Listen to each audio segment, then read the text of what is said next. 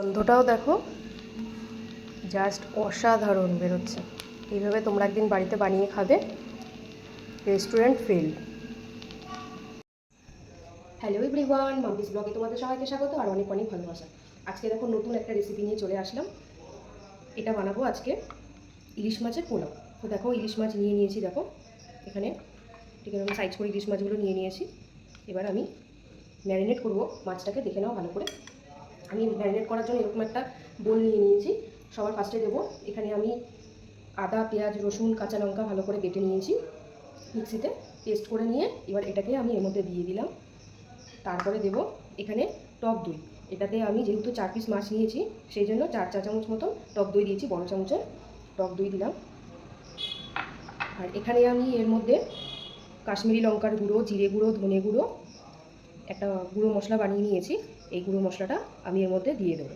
আর এখানে নিয়েছি দেখো পেঁয়াজ নিয়েছি, পেঁয়াজটা বেরেস্তা করার জন্য নিয়েছি। তো আমি এখানে গুঁড়ো মশলাটাও দিয়ে দিলাম, দিয়ে এটাকে আর দিয়ে দেবো অল্প করে পরিমাণ মতো লবণ দিয়ে দিলাম পরিমাণ মতো। তোমরা যেরকম মাপ নেবে, তোমরা যেরকম মাছ নেবে সেরকম পরিমাণ মতো সব কিছু দিয়ে দেবে।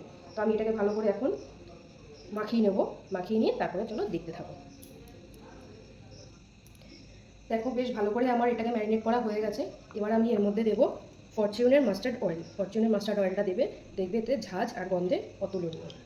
তো আমি এর মধ্যে দিয়ে দিলাম কিছুটা সর্ষের তেল, দিয়ে আবার এটাকে আমি ভালো করে এখন ম্যারিনেট করব। এবার দেখো বেশ ভালো করে এটাকে আমি মাখিয়ে নিয়েছি। এবার আমি এর মধ্যে দিয়ে দেবো মাছগুলো দিয়ে ঠিক এরকম ওলট পালট করে উল্টে পাল্টে করে মাছগুলোকে প্রায় তোমরা আধা ঘন্টা 40 মিনিট 1 ঘন্টা যদি রাখতে পারো তাহলে তো ভীষণই ভালো হবে। যতক্ষণ ম্যারিনেট করে রাখতে পারবে তত মাছের ভিতরে মশলাটা ঢুকবে আর জিনিসটাও খেতে ভীষণই ভালো লাগবে, স্বাদটাও একদম অন্যরকম হবে। এবার আমি এটাকে প্রায় আধা ঘন্টা মতন রেখে দেবো, ম্যারিনেট করে ঢেকে দিয়ে ভালো করে রেখে দেবো। দেখো এখনই গন্ধটা ভীষণ সুন্দর বেরোচ্ছে। এবার আমি এটাকে রেখে দেবো প্রায় আধা ঘন্টা। আর এখানে দেখো আমি চাল নিয়েছি, বাঁশকাঠির চাল নিয়েছি। চালটা আমি ধুয়ে প্রায় আধা ঘন্টা 1-1.5 ঘন্টা মতন আমি চালটা ভিজিয়ে রেখেছিলাম। আচ্ছা, এবার আমি একটা ফ্রাই প্যান বসিয়ে দিয়েছি। এবার এটাকে জ্বালিয়ে দিলাম। এটা গরম হবে, গরম হওয়ার জন্য, গরম যতক্ষণ না হচ্ছে আমি এই পেঁয়াজটাকে বেরেস্তা করে করার জন্য আমি ভেজে নেব, ব্রাউন কালার করে ভেজে নেব। দেখো ফ্রাই প্যানটা বেশ গরম হয়ে গেছে। এবার আমি এখানে দিয়ে দেবো ফরচুনের মাস্টার্ড অয়েল, কাঁচিঘানি সর্ষের তেল, বেরেস্তাটা ভেজে নেব। এবার দেখো কড়াইটা বেশ ভালো করে গরম হয়ে গেছে। এবার আমি বেরেস্তা ভাজার জন্য দিয়ে দেবো।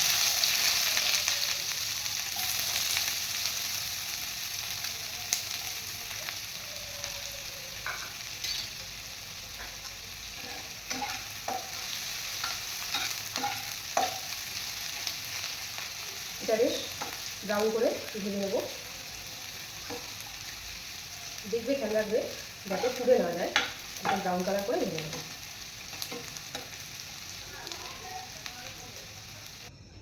এবার দেখো পেঁয়াজের বেরেস্তাটা আমি তুলে রেখে দিয়েছি আর তেলটাও কিছুটা কমিয়ে নিয়েছি, কেননা পোলাওতে বেশি তেল তেল হলে একদম ভালো লাগে না খেতে। তেলটা কমিয়ে নিয়ে এবার আমি যে মাছটা ম্যারিনেট করে রেখেছিলাম সেই মাছটা আমি এবার এর মধ্যে দিয়ে দেবো।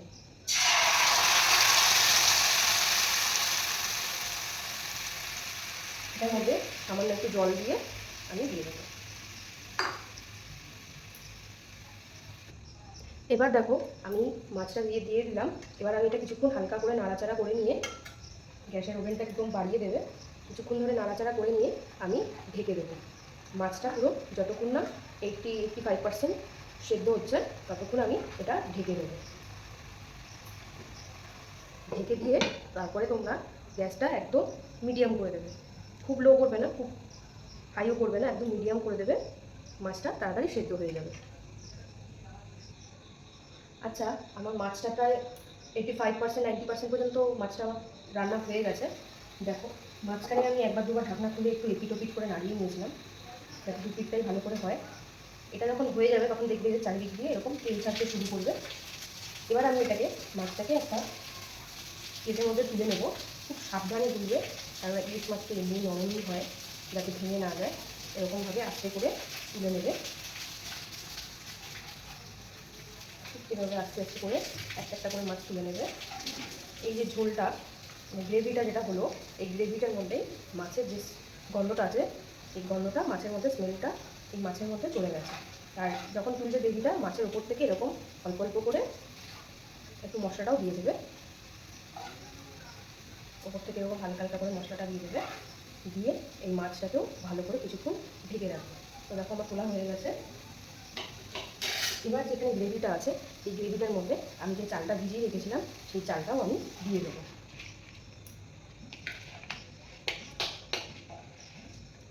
এবার গ্যাসটাকে একদম হাই করে দিয়ে, হাই ফ্লেমে একদম চালটাকে ভেজে নেবে। যতক্ষণ ভাজবে, এই দেখবে চালের থেকে একটা চটপট চটপটভাবে আওয়াজ হবে, ঠিক ততক্ষণ এটাকে ভেজে নিতে হবে। দেখো, যতক্ষণ না চালের থেকে আওয়াজটা আসবে ততক্ষণ ভেজে নেবে।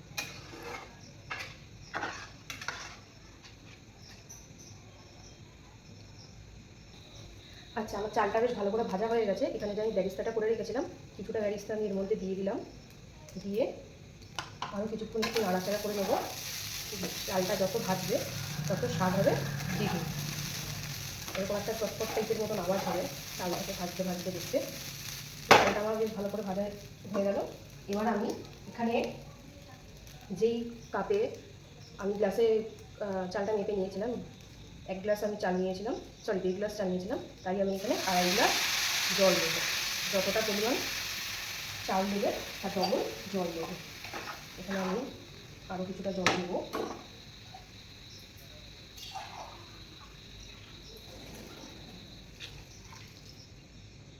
দিয়ে দিলাম এখানে জল। এবার এটা সেদ্ধ হওয়ার জন্য কিছুক্ষণ রেখে দিতে হবে। এখন যেহেতু জলটা দেওয়া হয়ে গেছে, একটু ফোটার পরে তোমরা লবণটা টেস্ট করে নেবে। আর যারা একটু চিনি দেবে ভাবছো, তারা একটু হালকা করে চিনি দিতে পারো। যেহেতু টক দই দেওয়া আছে, তাই চিনিটা দিলে ভালো করে ব্যালেন্স হয়ে যাবে। এখানে আমি 4টে মতো কাঁচা লঙ্কা ছিঁড়ে রেখেছিলাম, সেই কাঁচা লঙ্কা দিয়ে দিলাম। দিয়ে এবার আমি গ্যাসটা বাড়িয়ে দিয়ে ঢেকে দেবো। এটা 5-7 মিনিট মতন হবে। এবার দেখো, চালটা আমার প্রায় 90% পর্যন্ত হয়ে গেছে। যখন দেখবে যেরকম হালকা হালকা জল মতন আছে, তখন এই যে মাছগুলো আমি রেখে দিয়েছিলাম হাফ রান্না করে, তখন এটা আমি একদম দিয়ে দেবো ওপর থেকে হালকা করে, এরকমভাবে সাজিয়ে দেবো। একদম আস্তে করে, মাছগুলো ভেঙে যাওয়ার সম্ভাবনা থাকবে না হলে। আর এই যে জল যেটুকু বেরোবে মাছের, এটাও কিন্তু দিয়ে দেবো, এটাও কিন্তু আসল। এবার এটাও আমি কিছুক্ষণ রেখে দেবো ঢাকা দিয়ে, প্রায় 5 মিনিট মতো।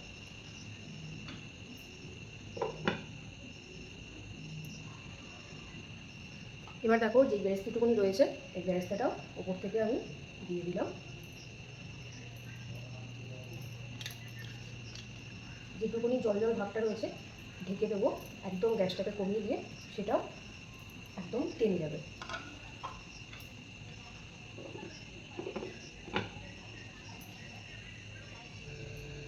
এবার দেখো, পুরো আমার রান্নাটা হয়ে গেছে। এবার আমি নামানোর আগে 1 চামচ মতো ঘি ছিটিয়ে দিলাম। এবার আমি এটাকে নামিয়ে দেবো, তোমরা সার্ভ করে খেতে পারবে। আর হ্যাঁ, আরেকটা কথা, এই মাছগুলো যখন দিয়েছিলাম, মাছগুলো দেওয়ার পরে ওপর থেকে একটুখানি পোলাও রাইসগুলো দিয়ে দিয়েছিলাম, মাছের ফ্লেভারটা ভালো আসবে সেই জন্য। তো চলো, টাটা। আমার ভিডিও তোমাদের কেমন লাগবে তোমরা অবশ্যই লাইক কমেন্ট শেয়ার করে জানাবে। ভালো লাগলে চলো, দেখা হচ্ছে পরবর্তী অন্য কোনো ভিডিওতে অন্য কোনো রেসিপি নিয়ে। টাটা।